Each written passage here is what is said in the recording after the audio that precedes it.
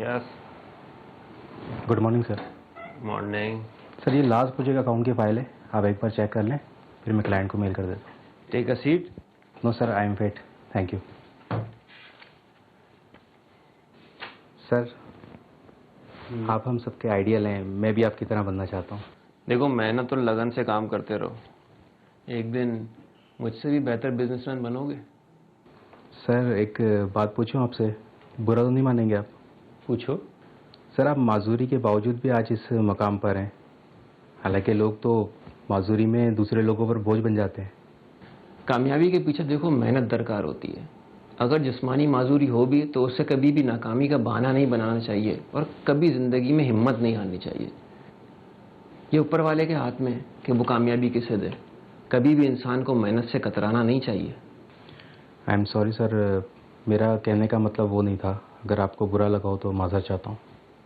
देखो, माजूरी एक तरह की बीमारी हो सकती है, लेकिन कभी भी कमजोरी या मजबूरी नहीं।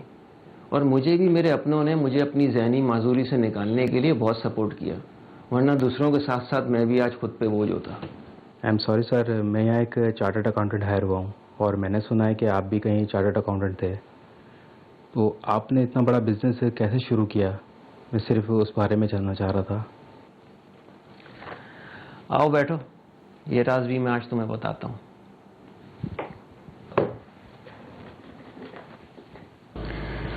बच्चे तैयार हो गए ना, नाश्ता लगा दो, आज जल्दी जाना है मुझे काम पे। हाँ, मदीहा तो तैयार है, लेकिन रेहान को नहीं भेज रही आज, उसकी कुछ तबीयत ठीक नहीं है। क्यों, क्या हो गया तुम्हारे लाडले को? कल रात से उसको बुखार हो रहा है और 2 दिन से पैर में दर्द होने की शिकायत भी कर रहा था। अब सारा दिन गली के बच्चों के साथ खेलने दोगी, दर्द तो होगा ना पैर में। बहाने कर रहा है वो स्कूल ना जाने के लिए। छुट्टी नहीं करवाना इसको, फर्ज होता है पढ़ाई का। नहीं, वो बहाने नहीं कर रहा, सच में उसको बहुत तेज बुखार है। मैंने मदिया से कह दिया है कि स्कूल से उसका होमवर्क लेती हुई आए। जरीना, तुम बिगाड़ दोगी इसको। सुने, चले ना, रेहान को हॉस्पिटल में दिखा देते, उसकी तबीयत वाकई बहुत खराब है।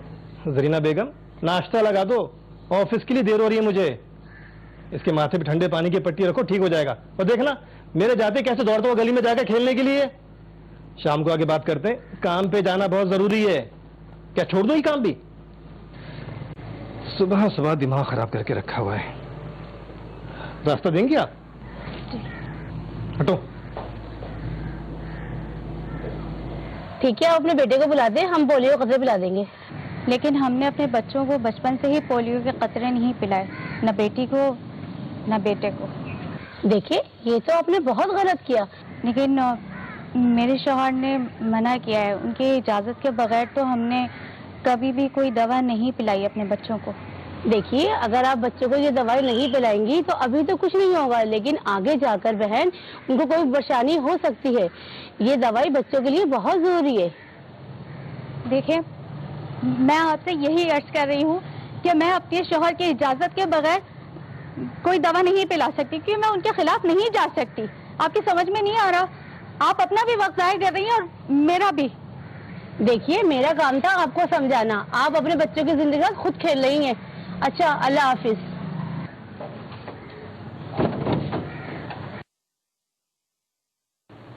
और अब वहाँ पे ओपीवी की बजाय आईपीवी का इस्तेमाल है।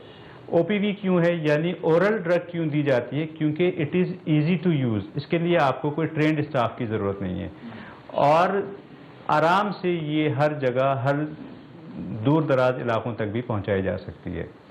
तो हमें थोड़ा सा गौर करने की ज़रूरत है। इस सिलसिले में हमारी हुकूमत को भी चाहिए कि वो ऐसे सॉलिड ग्राउंड्स पे काम करे और जो भी लोग मिसकॉन्सेप्शन का शिकार हैं तो उसको दूर करने के लिए बाकायदा तौर पे जो इंटरनेशनल रिपोर्ट्स हैं इस वैक्सीन को लेके वो शाया की जाएं अखबार में, ताकि लोगों का एक बिलीफ बने कि yes it is authentic vaccine, it has no side effects.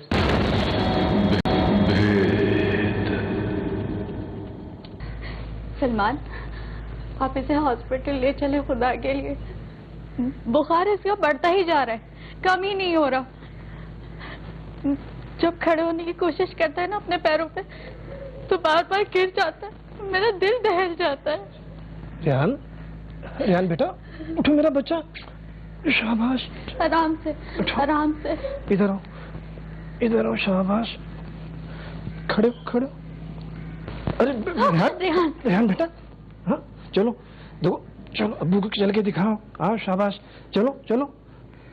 अरे रेहान, मैं आपसे कह रही हूँ ना, खुदा के लिए आप इसको हॉस्पिटल ले चले। मैं बहुत परेशान हो रही हूँ। 3 दिन से इसकी हालत गैर हो चुकी है। आप क्यों नहीं समझ रहे? डॉक्टर साहब इसे देखिए, बुखार भी है और इसके पैर में बहुत दर्द है। जी, कब से है बुखार? जी कल रात से है और अब तो बहुत ज्यादा बढ़ता जा रहा है बुखार। कोई मेडिसिन ली है आप लोगों ने? डॉक्टर साहब बचपन से इसी तरह बुखार आता रहा है और खुद ब खुद ठीक हो जाता है। इसे 105 बुखार है और सम टाइम ऐसा बुखार जानलेवा साबित होता है। और ये पैर में दर्द कब से है? डॉक्टर साहब 2-3 दिन से खेलकूद बहुत ज्यादा कर रहा है, इस वजह से, और कुछ नहीं है। अगर सब चीजें आप ही डिसाइड कर लेंगे तो फिर हमें हॉस्पिटल खोलने की क्या जरूरत है? बच्चे की वैक्सीनेशन हुई है और आज वैसे पोलियो डे था, आप लोगों ने उसे डोज पिलाई है? जी डॉक्टर साहब, हमने तो अपने बच्चों की पैदाइश के वक्त ही वैक्सीनेशन करवाई थी। उसके बाद तो हमने बच्चों की कोई वैक्सीन नहीं करवाई है। असल में ये पोलियो के खतरे के कायल नहीं है। डॉक्टर साहब हमें भी कभी सारी वैक्सीनेशन नहीं हुई। अरे हमारे वक्त में तो ये दवा हुआ भी नहीं करती थी। देखें अल्हम्दुलिल्लाह ठीक ठाक हूँ आपके सामने में। इसी वजह से मैंने अपने दोनों बच्चों को वैक्सीनेशन ही करवाई। एक काम करें, आप कोई हल्की बुल्की से दवाई लिख दें, इंशाल्लाह सुबह तक मेरे बच्चे का बुखार टूट जाएगा। ठीक है, मैं मेडिसिन लिख देता हूँ, लेकिन ऑर्थोपेडिक से कंसल्ट जरूर कर लीजिएगा। हर बच्चे की इम्यूनिटी एक सी नहीं होती, तो मैं आपको एक टेस्ट लिख के दे रहा हूँ, आप बाहर से करा लीजिएगा। ये किस लिए? इससे ये कंफर्म होगा कि बच्चे को पोलियो तो नहीं है। ठीक है, आप दोनों को मुतमईन करने के लिए मैं टेस्ट करवा लेता हूँ और मुझे पूरा यकीन है कि रिपोर्ट में ऐसा कुछ नहीं आएगा। देखिए हमारे यहाँ सोसाइटी में बहुत ज़्यादा मिसकॉन्सेप्शन पाया जाता है और मिसकॉन्सेप्शन होने की एक वजह हमारे यहाँ ख्वानदगी की शरह का बहुत ज़्यादा कम होना है, यानी लिटरेसी रेट बहुत ज़्यादा कम है, जिसकी वजह से लोग खुद तहकीक नहीं करते। आजकल देखें इंटरनेट हर घर में मौजूद है, हर शख्स मोबाइल यूज़ कर रहा है, लेकिन मोबाइल का राइट यूज़ नहीं कर रहा। आप देखें KPK या और उन जगहों पे जहाँ पे पोलियो वर्कर्स को एंट्री नहीं दी जाती, तो प्रॉब्लम क्या होती है कि वो सुनी सुनाई बातों पे अमल करते हैं, मिसकॉन्सेप्शन बहुत ज़्यादा है, मिथ्स हैं, मनगढ़ंत बातें हैं, और उसके नतीजे में वो कहते हैं जनाब पोलियो की दवा पीने से बच्चा बीमार हो जाएगा या इससे ख़त्म नहीं होगा। हमें देखना चाहिए कि वो तमाम ममालिक जिन्होंने इस वैक्सीन को इस्तेमाल किया और अपने मुल्क से, अपने कंट्री से पोलियो को जड़ से उखाड़ कर फेंक दिया। अब भी आपको कोई फर्क नहीं पड़ता ना? रेहान को पोलियो हो गया, दवाइयां आपने पिलाने नहीं दी और अब उसकी फिजियोथेरेपी भी नहीं करने दे रहे। तो कहाँ से कराऊं फिजियोथेरेपी? इतनी तनख्वाह नहीं मेरी कि मैं ये खर्चा भी उठाऊं। तो क्या करूं? सारी जिंदगी उसको मोहताज बने देखती रहूं? कोई मोहताज नहीं हुआ है, डॉक्टर तो बस बैठे ही है पैसे बनाने के लिए। ना जाने क्या क्या इलाज और क्या क्या दवा लिख देते हैं। हमें भी अपनी चादर देखनी होती है।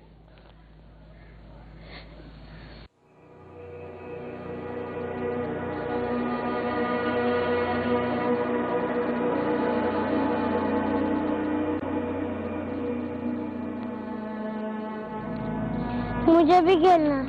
अबे तू लंगड़ा है, तू कैसे खेल सकता है? मैं तुझे सिर्फ एक ही गेम खेल सकता है, नंगली पाला। हाँ ये तो अच्छी बात है ना, अब ये चीटिंग भी नहीं कर पाएगा।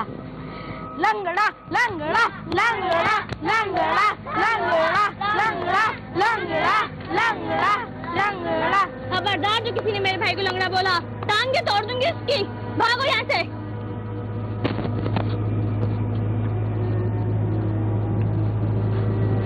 अभी मुझे कभी भी नहीं खेल पाऊंगा।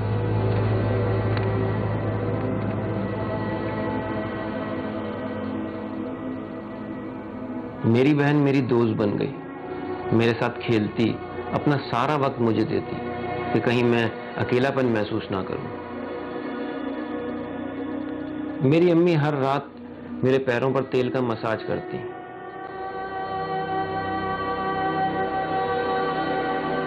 मेरी बहन शायद वक्त से पहले ही बड़ी हो गई थी और मेरी अम्मी के साथ साथ मेरी सारी जिम्मेदारियां उठा रही थी।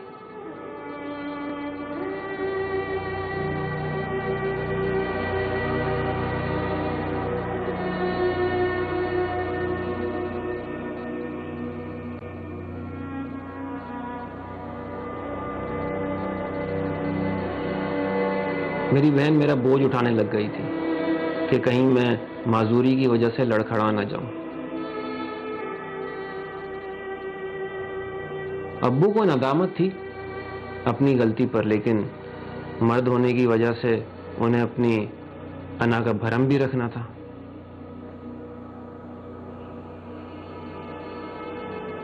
अपने साथ साथ मेरी पढ़ाई की जिम्मेदारी भी उठा ली थी बहन ने। थक जाती थी पर कभी इस बात का एहसास नहीं होने दिया कि वो 2 जिंदगियां जी रही है।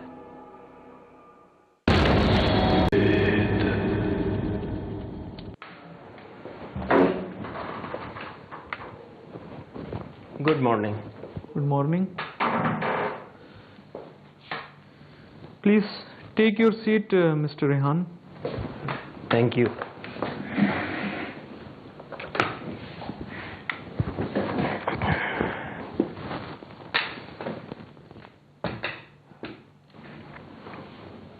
ये मेरे डॉक्यूमेंट्स हैं।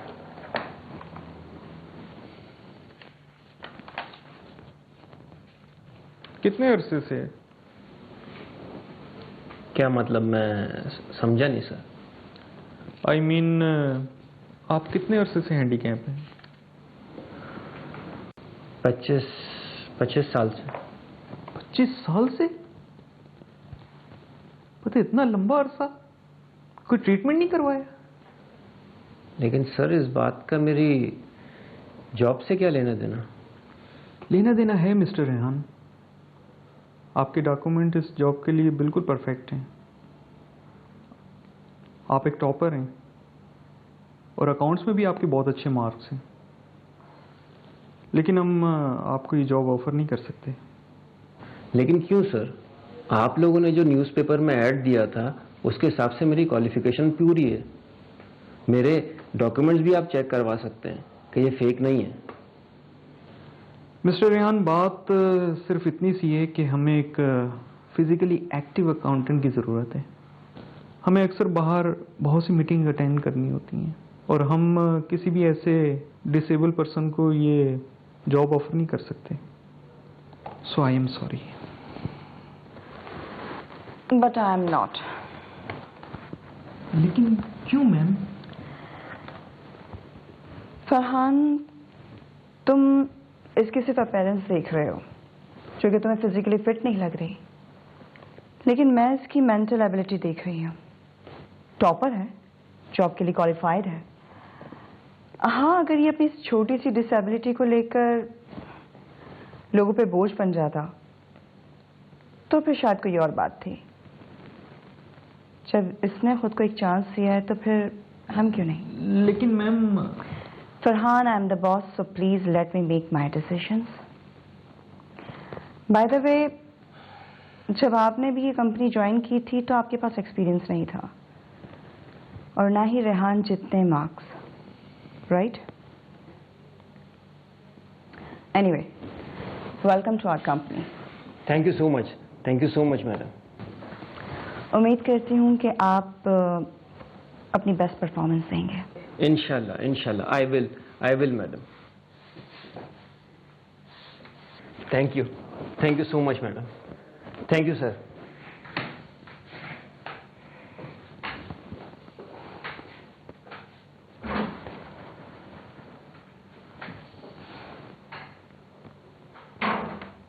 मैं तुम्हें कब से कॉल कर रही हूँ, तुम मेरा फोन क्यों नहीं उठा रहे थे? अरे क्या उल्लू जैसी शक्ल बनाई हुई तुमने? रेहान, क्या हुआ है? चुप क्यों हो? आप ही वो जॉब नहीं मिली। बस करना, अभी थका हुआ है और तू सवाल पे सवाल किए जा रही है। जा, तू जाके ना फ्रेश हो जा। अरे छोड़ ना अब तू। ये जॉब नहीं मिली तो क्या हुआ? अरे बहुत अच्छी जॉब मिलेगी मेरे भाई को। पता है मुझे क्या लगता है, वो कंपनी और वो लोग डिजर्व ही नहीं करते कि मेरा भाई वहां काम करे, वरना मेरे भाई को जॉब नहीं मिले हो ही नहीं सकता। बस बस आप ही, आप कितना बोलती हो।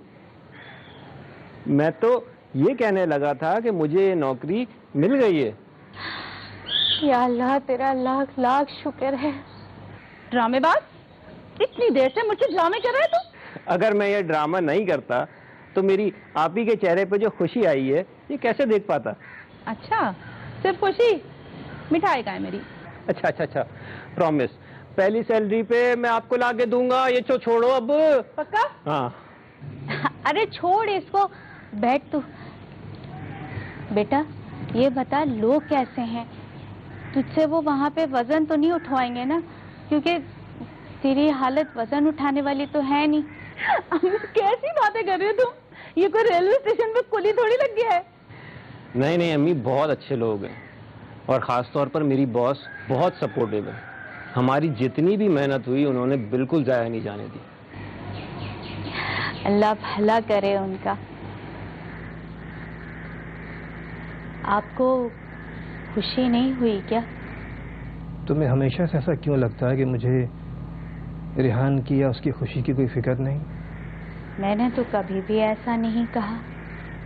कहती नहीं हो मगर तुम्हारी आंखों से दिखता है। दिखता तो मुझे भी बहुत कुछ है आपकी आंखों में, जो शायद आप कह नहीं पाते या कहना नहीं चाहते। क्या मतलब? कुछ नहीं। नहीं नहीं, तुम बोल दो तुम्हारे दिल में। क्या मैंने बच्चों की परवरिश में कोई कमी रखी? क्या मैंने रेहान को उसकी इस हालत में स्कूल से उठा के घर पर बैठा दिया? आज रेहान जो अपनी पढ़ाई की दम से इस नौकरी पर है, उसका खर्चा मैंने उठाया है, तुमने नहीं। खाना लग गया है, आप लोग खाना खा लीजिए। तुम चलो, आप भी आ जाए।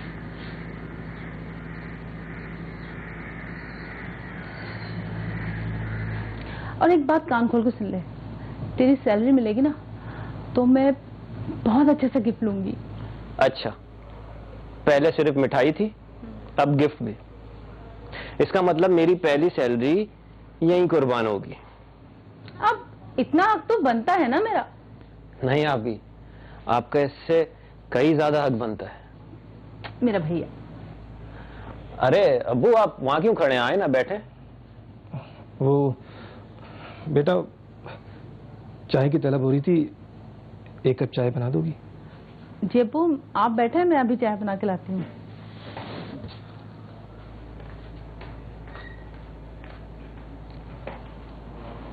अब्बू आए। अरे तुम बैठो बेटा, बैठो।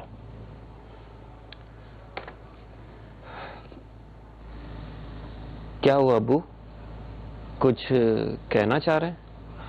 वो बेटा, मैं तुम्हारी जॉब से बहुत खुश हूँ, यकीन मानो। जानता हूं मैं अब्बू, ये बात आपको कहने की जरूरत नहीं है। बस बेटा, मैं इजहार नहीं कर पाता तो लोगों को लगता है कि शायद मैं उनकी खुशी में शामिल नहीं। मतलब अम्मी ने कुछ कहा है आपसे? हाँ, नहीं बेटा। अच्छा, रात बहुत हो गई, तुम आराम करो, मैं चलता हूँ। हाँ, ये दूध पी लो।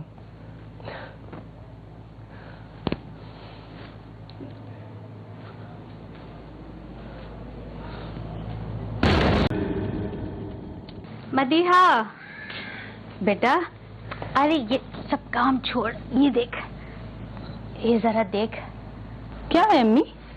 बेटा, आसिया बहन ने रिश्ते की तस्वीरें भेजी हैं। माशाल्लाह से तीनों लड़के बहुत अच्छी जॉब करते हैं। तुझे जो पसंद आए बता दे, हम तेरा रिश्ता तय कर देंगे। मुझे अभी शादी नहीं करनी। क्यों बेटा, क्यों नहीं करनी है? अम्मी, रेहान को अभी मेरी जरूरत है। मदीहा, तुमने रेहान के लिए अपनी शादी की उम्र गुजार दी है, और मैं हूं ना उसके लिए। जब तक रेहान की शादी नहीं हो जाती और उसको संभालने वाली कोई नहीं आ जाती, मैं शादी नहीं करूंगी। अम्मी, हम कितना बोझ डालेंगे आप पर इस उम्र में।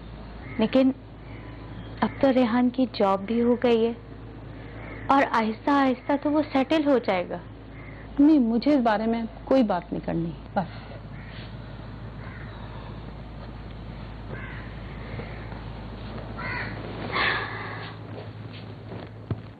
तो इस तरह मेरी कामयाबी के पीछे मेरी बड़ी बहन का साथ रहा।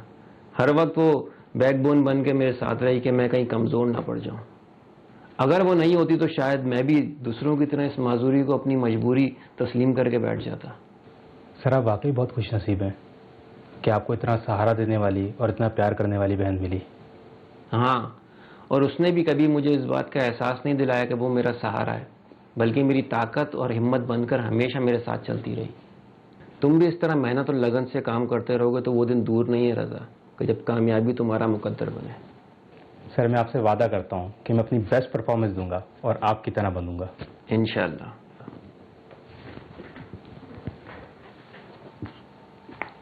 देखिए, खुदा ना खास्ता ज़िंदगी में अगर कोई प्रॉब्लम आ जाए, दुश्वारी आ जाए, रुकावट आ जाए, नाकामी हो या माजूरी हो, तो हम समझते हैं this is the end of life.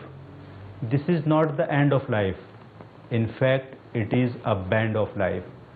कुदरत आपको चाहती है कि आप किसी नए रास्ते का इंतखाब करें, कुछ नई सोच के साथ आगे बढ़ें। माजूर इंसान उस वक्त नहीं होता जब वो चल फिर ना सके, माजूर उस वक्त होता है जब वो कुछ नया ना सोच सके, कुछ डिफरेंट ना सोच सके, out of the box thinking उसकी रुक जाए। तो ज़िंदगी में, दुनिया में आप देखें अगर सराउंडिंग में बेशुमार ऐसे लोग हैं जो हैंडीकैप हैं, जो चल नहीं सकते, जो लिखने, जिनके हाथ नहीं हैं, जिनकी टांगें नहीं हैं या हाथ पांव दोनों नहीं हैं, but they have performed miraculously outstanding. Why? There is only one reason, उन्होंने अपने माइंड का सही इस्तेमाल किया। वेदर यू हैव लिम्स और not, if you are using your mind right, you can do miracles. जी जी, ठीक है, जैसे आप मुनासिब समझे बहन। अच्छा ठीक है, तो फिर कल आप लोग आ रहे हैं ना? चले, सही है, अल्लाह हाफिज। आपी, अम्मी, आज तो बहुत ही खुशी का दिन है। अच्छा? हाँ, मुझे प्राइड ऑफ परफॉर्मेंस के लिए नॉमिनेट किया गया है। या अल्लाह, तेरा लाख लाख शुक्र है मेरे मालिक, इस घर में दो दो खुशियाँ आ गई। दो दो खुशियाँ मतलब? हाँ बेटा, हमारी मदीहा के लिए बहुत अच्छा रिश्ता आया है। लड़का भी बहुत अच्छा है माशाल्लाह, फैमिली भी बहुत अच्छी है, और फैमिली दुबई में रहती है। तो आप ही हमें छोड़ के इतनी दूर चली जाएगी? पागल हो क्या? अभी हाँ थोड़ी ना की है। और वैसे भी मैं तुम्हारी हामी के बगैर कभी कोई फैसला कर सकती हूँ? अम्मी, आप उन लोगों को मना कर दें। अरे नहीं बेटा, मैं उन्हें कैसे मना कर दूं? वो लोग कल आ रहे हैं, और वैसे भी कल के कल ही तो शादी नहीं हो रही ना। अम्मी, सच कहूँ ना, मुझे वो लड़का ना पसंद नहीं आया। बस आप अभी फोन करके उन्हें मना कर दें। मैं तो कहता हूँ अम्मी कि इसका रिश्ता जो है कल ही करवा देते हैं। बहुत फरमाइशें करती है। इसके शौहर को भी तो पता लगे ना कि क्या भला उसके सर लगी है। बदमाश कहीं का। अच्छा, मैं तुम्हें आफत की पुड़िया लगती हूँ? अरे मजाक कर रहा हूँ आपी, आप तो फौरन ही जज्बाती हो जाती हो। मैं बहुत खुश हूँ, और यकीन करें कि आपकी शादी में मैं ही सबसे आगे होकर नाचूंगा, वो भी इस बैसाखी के साथ।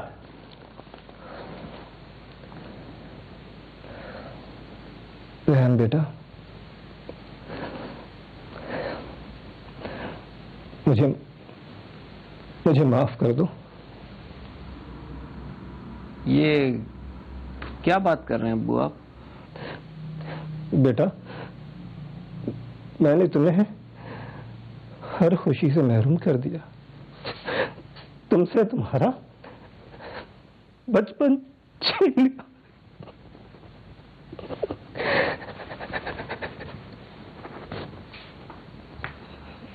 क्यों शर्मिंदा कर रहे हैं अब्बू आप?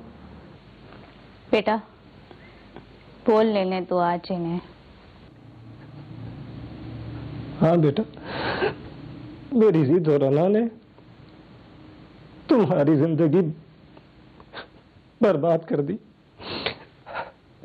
अगर तुम्हें पोलियो के कतरे पिलवा दिए होते तो आज तुम्हारा ये हाल होता। ऊपर से मेरी कमजोरी देखोगे, मैं तुम्हारी फिजियोथेरेपी भी ना करवा सका बेटा। कुछ हालात ने मार दिया, कुछ मेरी जिद ने बेटा। अगर मैंने तुम्हारी माँ की बात मानी होती तो आज तुम्हें इनमें साकी होगी। आप ठीक कह रहे हैं, लेकिन अगर मेरे नसीब में ये माजूरी थी तो किसी और वजह से भी हो सकती थी। हम क्या कर सकते थे? और अल्लाह कड़ी आजमाइश के बाद ही सिला देता है, जैसे कि उसने मुझे आज ये दिया मकाम देके। बेटा तू वाकई में बहुत बाहिम्मत है जरीना। मैं आज तुमसे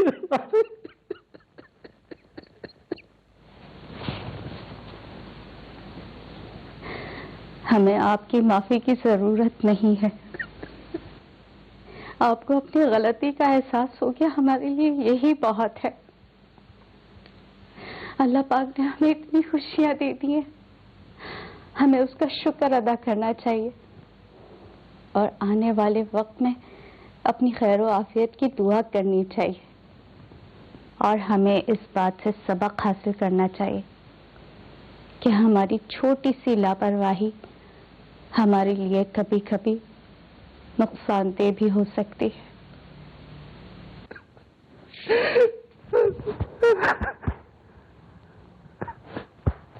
जैसा कि आप देख रहे हैं कि हुकूमत पाकिस्तान इस वक्त पुरअज़्म है कि अपने मुल्क से पोलियो को जड़ से उखाड़ कर फेंक देंगे।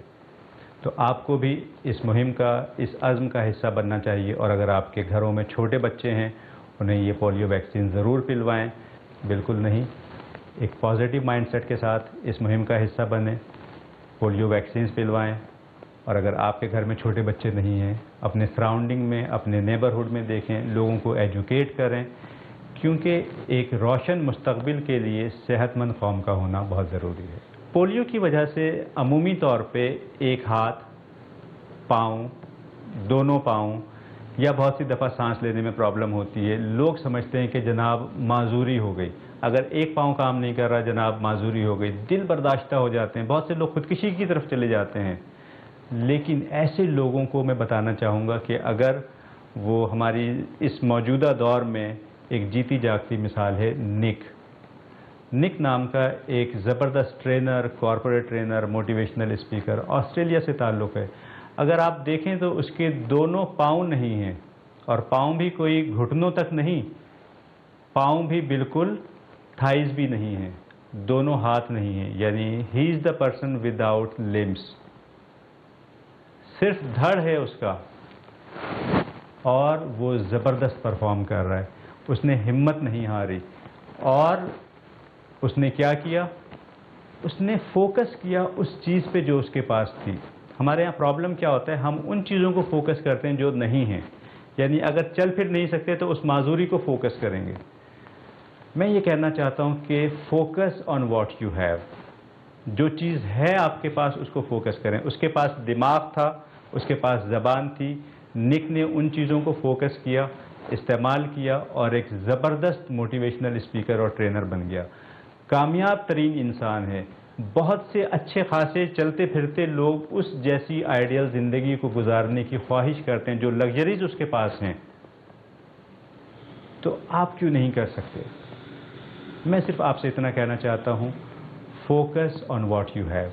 जो चीज़ें अल्लाह ताला ने आपको दी हैं उनको फोकस करें, उनको ज़बरदस्त तरीके से इस्तेमाल करें, अपने डिस्टिंक्ट फोटे को पहचानें, what exactly it is that you can do, उस पर काम करें। और मैं समझता हूँ कि आप भी दुनिया में कुछ आउटस्टैंडिंग परफॉर्म करके जा सकते हैं, क्योंकि जब अल्लाह ताला ने आपको पैदा किया है तो यकीनन उसका कोई ना कोई आपके लिए पर्पस भी होगा। उस पर्पस को तलाश करें और कुछ ज़बरदस्त कर गुजरें।